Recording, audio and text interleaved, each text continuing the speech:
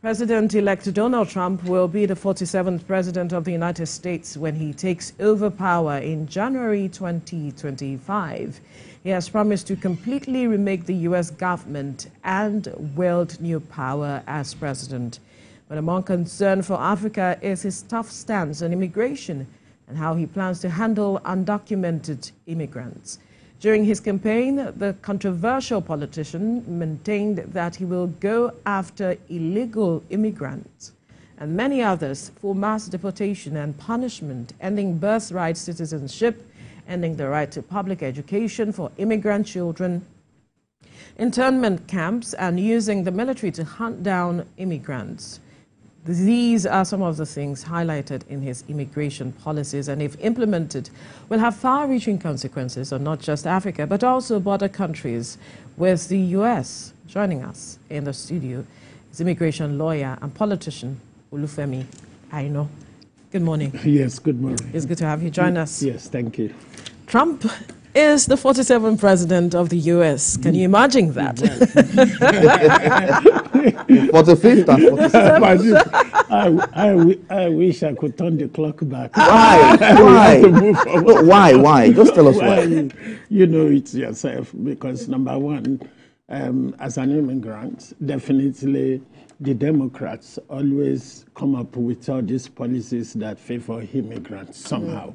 And even in United Kingdom, if you vote for if you get the Labour Party in power, then definitely immigrants will have a way to regularize their status in the country, unlike the Conservative. So that's the point. But for now, there's nothing we can do about it. He's the president, but what is about to come is a matter of major concern. And why so? I need you to break it down. Yes, number one, he said there's going to be mass deportation of illegal immigrants.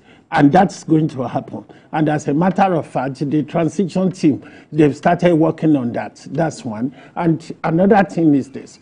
Either legal or illegal migration, there will be a serious attempt to decrease it. Even the legal migration too. Now, if you look at it, even cast your mind back. These unfriendly policies is not going to affect Africans alone. Even the Arab countries, the Latin Americans and others, and the Asians, they are all going to be affected. And you will recall, during his first term in office, 5 days after assuming power, President Trump signed an executive order banning citizens from certain countries from coming to America. I think it was widely called travel ban. A majority of those affected are people from Muslim countries.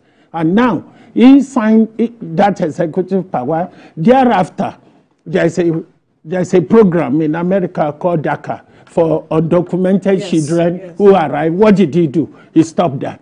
Then there's temporary status given to people who apply for asylum that give them the right to work and accept certain services. What happened? He canceled that. And now, the birthright citizenship, that is another very vital point. He toyed with the idea during his first term, but that didn't go through Parliament because you need the legislative position to work on that. And another important point, America gives citizenship through the soil. If you get to America today and you have a child, the child will get an American passport. Right. President Trump has said he's going to stop that. And that birthright citizenship. And his main reason for that is saying that because of chain migration. Chain migration comes in. If I marry you, we get to America, we have a child. Shortly after settling down, your mom will call you that, don't forget your sister is in Nigeria. How are you going to invite your sister? My own mother will call me that, don't forget your brother. By the time you send the invitation, I send the invitation, and you just realize that all our family members, they are in the United States. So that chain migration is what is trying to avoid. And apart from that, the fee waiver scheme, which was operated before President Trump first time in office, whereby if you've been to America before and you intend to renew your passport, you can just fill the form, go and drop it in a box, and that's all. They stopped that. And now he said, look, everybody must attend for a physical interview. And even you pay for the visa, You go for that interview. There is no interview. They just pull on the shutter, look at your face, and give you a paper. But this is supposed to be in tandem with this America First mantra and looking at population control. Everybody wants to go to the United States, but is the resources there catering for the citizens of the U.S.? I take your point, but you see, under international law, countries are under a duty to prevent illegal migration and control the entry of aliens into their country. That is not an issue. We understand that. But at the same time, while you are doing that, you must take account of certain international conventions and treaties which you subscribe to. Look at all this refugee status we are talking about. There is an international convention called 1950 Convention, which means it prevents non-refoulement of people who are facing persecution from their own country. Now, if you come up with an asylum policy which does not give these people any right anyhow, that will be a violation of that international convention. And what is happening is this. Even in the United States, they have a lot of backlog of asylum seekers. They've tried to cut the number down. But what we are seeing, and what others have been saying, is that at the same time, you see, your asylum policies or policy must have a human face, because these are people who have been persecuted in their own country. They are seeking sanctuary in your own country. And the next thing you are doing is to say, look, we need to fast track you so that we can send you back. That's not going to happen. And in some of these countries, I must tell you that immigration is a hot potato. Why is Rishi Sunak no longer prime minister in United Kingdom? Because they came up with this skilled worker visa, which some families moved to United Kingdom. That's one. It failed to stop the boat where asylum seekers who are crossing from France to enter United Kingdom. And what happened? Then he came up with this Rwanda policy, which you will recall. Good, yes. UK Rwanda. Yes. And then what happened in the long run?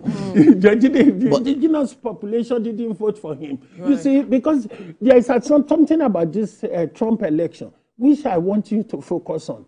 That how come he managed to get black voters and the Latinos who voted for him. He's going to turn their backs on him. Exactly. And these are the same people who propel him to power. And you see, this is the problem. Number one, when President Trump was in power during the first administration, the number of illegal immigrants that entered the United States was about 2.5, because, you know, he built the wall between the Mexico and the U.S. border. That was when Biden, Kamala took over. The number of illegal immigrants who enter United States ran into 10 million. Now, that played a part in this election. And another thing you must cast your mind back is this. You see, some years ago, even in this country, Ghanaians, a lot of them entered Nigeria. Initially, we welcomed them with open hands, because thereafter, what happened? The hostility developed because they were dominating the economy. Number one, even some of them go into prostitution. Two, some of them are into bakery, some are into and we are still feeling the impact of all of that. Exactly. And then the hostility started, the Ghana must go started. And now, why the Latinos and the Black America voted for Trump? Because they said, look, all these people entering the country, they are taking our job. They are making things very difficult. So if Trump promised that he's going to engage in a mass deportation of these people, we have to vote for him. That was how he managed to get the Latinos and the Black Americans. Because don't forget, naturally, you will expect the blacks to vote for the Democrat. But we have to be very careful of gender politics and identity politics. And the gender politics say, because I'm a woman, all women will vote for me. That's not going to work. Because I'm a black person, all the blacks that played out during the campaign. And that played out during the campaign. And they realized that, look, the moment I keep talking about migration, that I'm going to deport these people, the indigenous population will be very happy. And they will vote for me. And that's play out in this election. But they also knew how he was, how hard his stance was with regards to these matters, and that nobody was left out of the whole issue when you're talking about addressing this issue. Yes, they are taking their jobs. There's rise in security issues, challenges, and all of that. Some have even called this, perhaps this is racial cleansing, as it is. But again, let's look at it critically. U.S. is not the only country that is looking at cutting down on the number of immigrants. So why are we concerned? Shouldn't countries also be looking at how they can ensure some level of stability that will ensure that these people do not leave the country to the U.S. and constitute a nuisance at the end of the day? Well, you see, this is where the issue comes in. Number one, if you failed to create a legal route for people to migrate, illegal migration will thrive. That's very important. But if you now create that legal route, then you have to decide, is it net migration or managed migration? Managed migration comes in whereby you say, look, in a year, these are the numbers of people who will enter our country, okay? And also you need to monitor the number of people who are leaving the country. That's where net migration comes in. But what nations needs to do, because you see, this thing is not about US alone. Even the European countries, they have this European asylum policy. Some of the countries are saying, look, we don't want to be part of that because it's allowing some of these immigrants to come into our country. Now, when the United Kingdom said, look, there's a shortage occupation, what we need to do is to come with skilled worker visa. Yeah. At the end of the day, when they realized there was an influx, what they said is that, okay, you can come, but don't bring your family members in. And that is having a ripple effect now. Okay, you see, so nations needs to try as much as possible to keep an eye on the number of people coming to their country. And also, international migration and international crime goes together. Absolutely. And that is an issue. Number one, in some countries, there is nothing like 419. But if citizens of certain country enter that country now, they will bring 419 into it. If Nigeria decide today that we want all the Albanians to come to Nigeria because there is a shortage, this and that, look, let me tell you, the criminality will go out of proportion. So what we need to do is to make sure that the people who are entering the country, they are vetted very well, and know that these are the new immigrants who are going to, you see, immigration has a net positive. But what is going on, even in the United States, is that they are seeing immigration as a threat, whereby they said, look, it's a threat to our economy because they are coming to take our job. It's a threat to our economy because there is going to be cheap labor. But they are also saying, it means they are speaking with both sides of their mouths, because they are also just saying, with the way the now elected president is going, if he pulls out these immigrants, it will cause economic instability as well. Well, it will cause economic instability, but at the same time, it is going to cause economic prosperity. Because number one, if illegals enter your country, okay, let's look at it in a very hypothetical way. Now, there will be cheap labor. There is no doubt about that, okay? Because number one, the job, you as an indigent, you don't want to take for £5 an hour. An immigrant will take it for £3 an hour. That's or one. less. Now, if you remove all those immigrants, then you are in a very better bargaining position, because if somebody offers you £5 an hour, you will say £10 an hour. The employer will have no choice than to take you in because they need you. So that's where the economic but will they be able to afford that? Because that's the question that some are asking. When people are negotiating for something higher and the employer cannot afford it. If the employer cannot afford it, then what is the alternative? That's the question. Right. Either you shut it down or you embrace technology so that to displace those woman workers. Okay, that's one thing. But you see, immigration is very important for economy. But if care is not taken and it's not well managed, look at it. Look at some of the institutions in the United Kingdom. It is the overseas students that bring money. That is why they are going to some of these African countries and recruiting students and asking them to come in. And some of them are coming up with a substantial amount of money.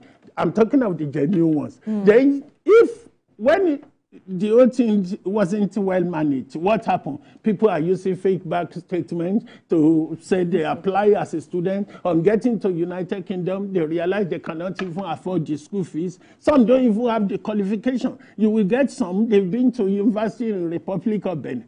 And the immigration officers are asking them basic questions, that what did you study? They cannot even answer, because you now realize that they have not even been to that institution. You see, that is why you need to put in on a balancing scale that, look, we look at the positive, we look at the negative. And what President Trump is trying to do is to say that, look, even the rhetorics will make America great again. How is he going to do that? Number one, because it's going to be about our citizens. That's the implication. And then this unnecessary rhetorics too doesn't help matter. You will recall that he said, oh, some of the immigrants are eating our dog. There is no doubt that, look, some people eat dog in their own country because one man's food is another man's poison. But do I need to go to America in order to eat dog? You see, these sort of rhetorics can create tension between the indigenous population and the immigrants. That's where I'm heading to now. Yeah. Increase in racism. Already,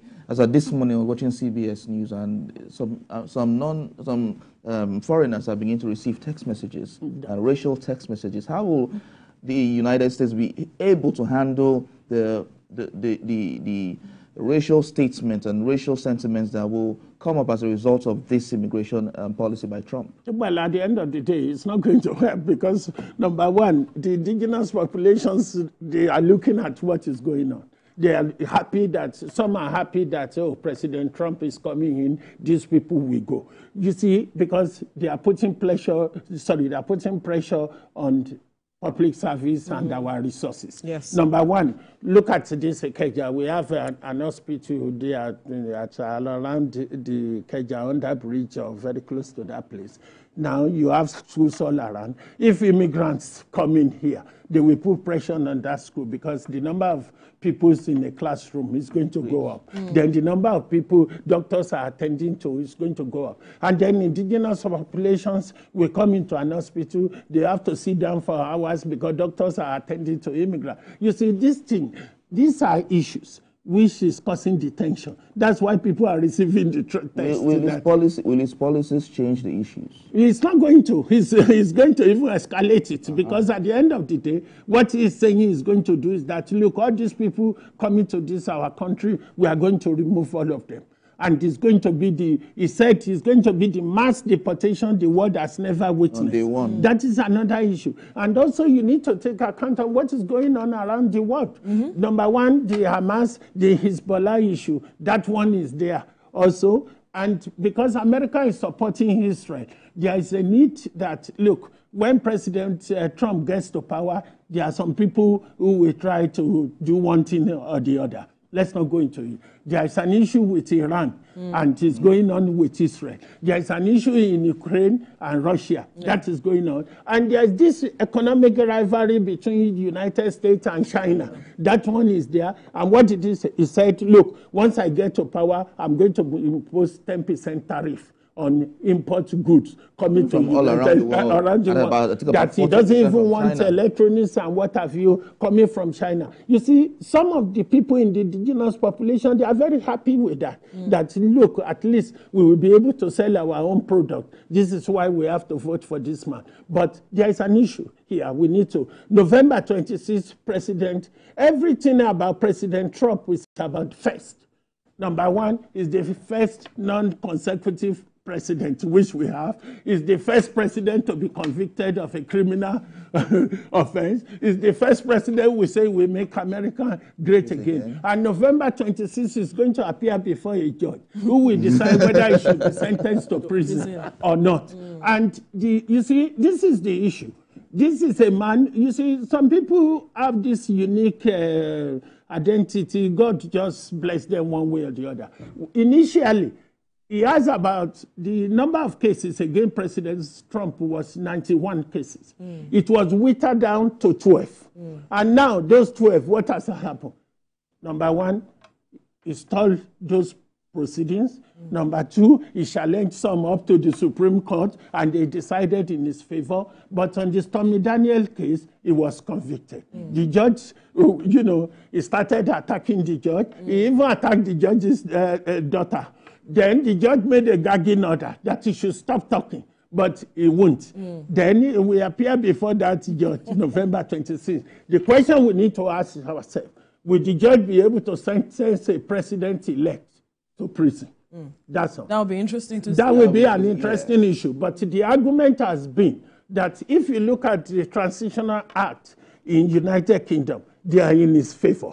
Number two, the Department of Justice guideline says that, look, if he's a president-elect, you cannot sentence him to prison. That's for United States. So what the judge will do is to give him a dressing down. That, look, you've been convicted of being a dishonest person, but now that you are the president-elect, hopefully you will be more honest. With all of the myriad of issues that is surrounding him, and the people still voted him, seeing him as the person that the cap fits, there's a question of, is America that country that really portrays the kind of democracy that other countries should emulate? Well, in a way, yes, because you see, if you want to be a politician, you must learn to connect with people.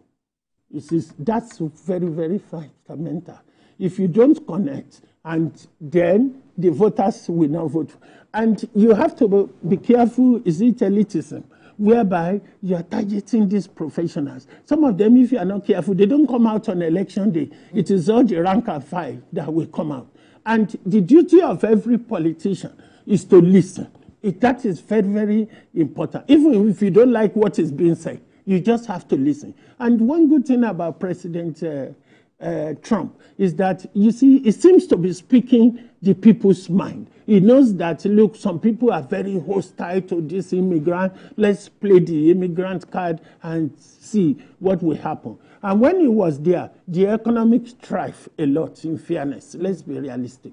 And also, ability to take a decision is very important as a leader.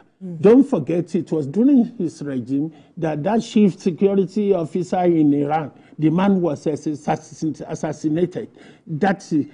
So you see, this sort of decision can show people that, yes, this is a man who can protect us. And this is a man we can connect with. Look at what happened in January 6th. That is even enough not to vote him to power.